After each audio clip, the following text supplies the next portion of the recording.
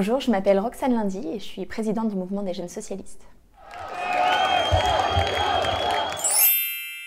Alors le mouvement que vous présidez est désormais indépendant du Parti socialiste. Vous avez rejoint Génération.s. Vous restez une organisation de jeunesse dans Génération ? Nous ne sommes pas une organisation de jeunesse. Aujourd'hui, nous sommes beaucoup de jeunes socialistes qui avons fait le choix, en tout cas, de changer le lieu où nous allons nous engager. Donc nous allons rejoindre Génération, où il y a un réseau jeune très dynamique. Ça fait plaisir à voir, de voir en tout cas les amphis bondés quand Benoît Hamon se déplace pour aller parler de sujets d'avenir qui vraiment touchent les jeunes parce que ce sont des sujets qui nous préoccupent. Donc on va rejoindre un réseau jeune dynamique et on le fait avec plaisir. À quoi ça sert aujourd'hui Génération ? Aujourd'hui, Génération, c'est un endroit, c'est un parti politique, c'est un mouvement politique qui pense l'avenir. C'est-à-dire que nous apportons des réponses à l'urgence écologique. Nous voyons comment nous pouvons apporter des réponses à l'émancipation de la jeunesse, comment nous allons conquérir de nouveaux droits 50 ans après mai 68, comment aujourd'hui nous allons faire en sorte, en tout cas, d'attaquer à bras-le-corps un certain nombre de défis qui sont très contemporains, qui sont des défis d'avenir, la solidarité avec les exilés, l'urgence écologique, la solidarité quelle qu'elle soit avec les plus précaires, la justice sociale, bien évidemment. On l'a vu, il y a un mouvement de défiance vis-à-vis des partis politiques.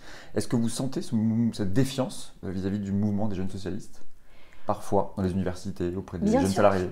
Bien sûr qu'il y a une défiance aujourd'hui de la part d'une grande partie de la population vis-à-vis des partis politiques. C'est lié au fait que beaucoup, en tout cas de politiques, ont renié un certain nombre de leurs valeurs.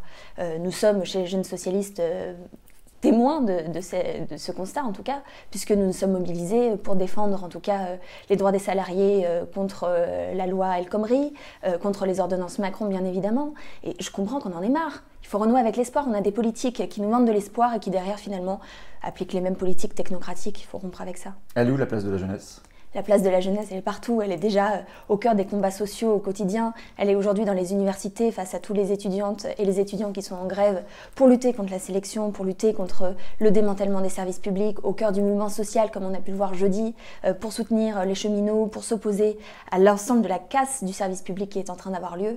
Aujourd'hui, la place de la jeunesse, elle est dans tous les combats avant-gardistes qui vont permettre en tout cas de construire une société du progrès. Lors de la dernière élection présidentielle, une majorité de jeunes, 30%, a voté pour le candidat de la France Insoumise. Elle est du côté de Jean-Luc Mélenchon, la dynamique ou pas ?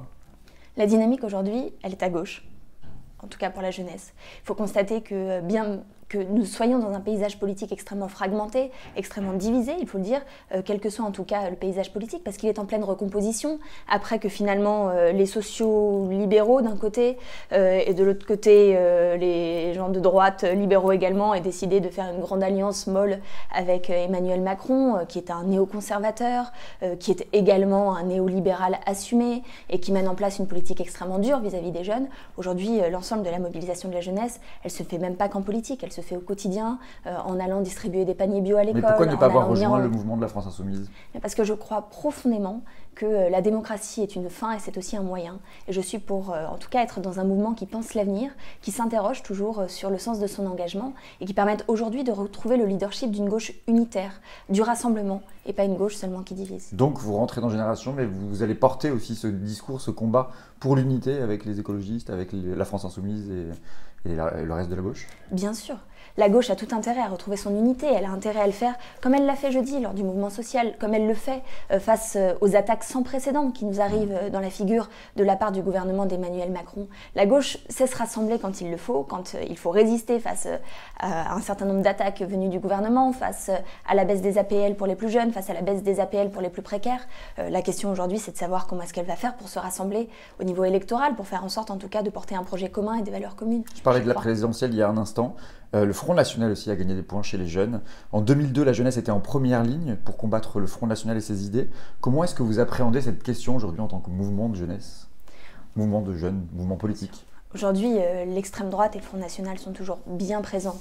Ils veulent nous faire croire qu'on peut changer de nom finalement et ne plus être d'extrême droite, qu'on peut changer avec une communication bien rodée un certain nombre de mots, de discours.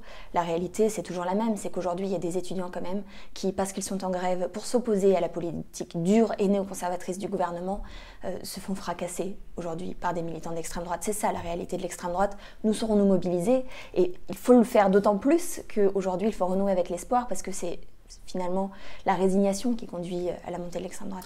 Hier, je recevais l'élue parisienne Danielle Simonet. Elle est aussi l'oratrice nationale de la France Insoumise et elle vous demande si votre organisation va appeler, comme le fait la France Insoumise, à une marche un samedi ou un dimanche qui permettrait justement à toutes les générations, tous les secteurs confondus, dit-elle, tous les citoyens de marcher contre la politique d'Emmanuel Macron.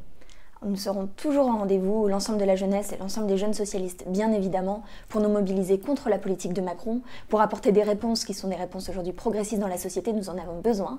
Donc nous serons de tous les appels d'une gauche unitaire qui décide de se rassembler pour dénoncer la politique abjecte du gouvernement. Est-ce que vous appelez aussi les étudiants, les lycéens à poursuivre les blocages d'universités, des lycées en l'occurrence, à se joindre pleinement aux mobilisations à venir contre les réformes qui sont en cours et à venir ? Bien sûr, et je pense qu'il n'y a pas besoin que je les appelle, ils vont continuer à le faire. On continuera à le faire où qu'on soit, quels que soient les motifs à chaque fois. Parce que voilà, on a une politique mise en place par le gouvernement qui est profondément injuste et que nous, on se bat contre l'injustice. On parlait de convergence politique tout à l'heure, justement. Comment vous travaillez avec les autres organisations de jeunesse ? Je pense aux jeunesses ouvrières chrétiennes ou au mouvement des jeunes communistes. Alors c'est vrai que le cadre entre les différentes organisations politiques à gauche est extrêmement important. C'est extrêmement important parce que nous avons conscience que nous ne pouvons pas travailler de manière isolée et qu'il serait ridicule finalement de se diviser alors qu'on porte les mêmes combats pour beaucoup, en tout cas de manière différente, avec une stratégie différente, mais qu'on se retrouve sur les objectifs politiques. Donc bien sûr, on travaille au quotidien avec différentes associations, on a des réunions entre organisations pour nous mobiliser, notamment comme nous l'avons fait jeudi dernier pour la mobilisation avec les cheminots. Comment vous réagissez face aux événements à Montpellier ou à la mise sous tutelle de l'Université de Toulouse ? Vous dites que c'est un gouvernement autoritaire, policier. Je suis révoltée. Je suis sincèrement révoltée de voir la manière dont ça se passe aujourd'hui, de voir qu'au XXIe siècle, en 2018, on peut encore finalement aller casser des étudiants, parce que c'est ça la réalité. Qu'on peut envoyer en tout cas des flics, on est prêt à envoyer des flics dans les universités, qu'on est prêt, parce qu'il y a une décision contre la fusion technocratique d'une université, à les mettre sous tutelle. Une université, c'est extrêmement grave ce que nous vivons. Je suis fière de voir qu'il y a une mobilisation extrêmement forte et nous continuerons à en être. Ça va prendre ?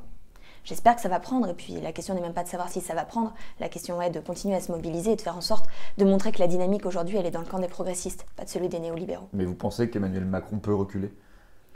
J'espère qu'Emmanuel Macron va reculer, je ne sais pas s'il va le faire. La réalité, c'est que pour autant, on continuera à se mobiliser, parce que c'est comme ça aussi que nous allons proposer une alternative, proposer un autre avenir, et que nous arriverons demain à transformer la vie, c'est évident. J'ai une dernière question, Roxane Lundy, vous avez quitté le PS, je l'ai dit, il est encore de gauche le Parti Socialiste ?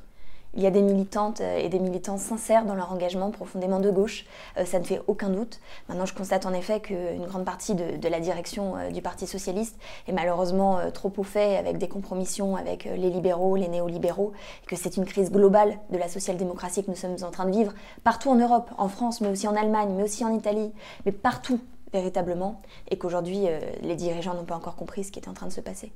Merci beaucoup Roxane Lundy. Demain, je recevrai la députée communiste des Hauts-de-Seine, Elsa Faucillon. Vous avez une question pour elle ?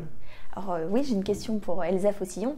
J'aimerais lui dire comment est-ce qu'on fait demain pour s'organiser, pour continuer à travailler au rassemblement de la gauche, parce que je ne doute pas que nous avons besoin des communistes, des Verts, de la France Insoumise, de Génération, et des militantes et des militants sincères du Parti Socialiste également, pour construire une gauche fière. Alors comment on fait ? Alors je te transmettrai la question, merci beaucoup. Merci.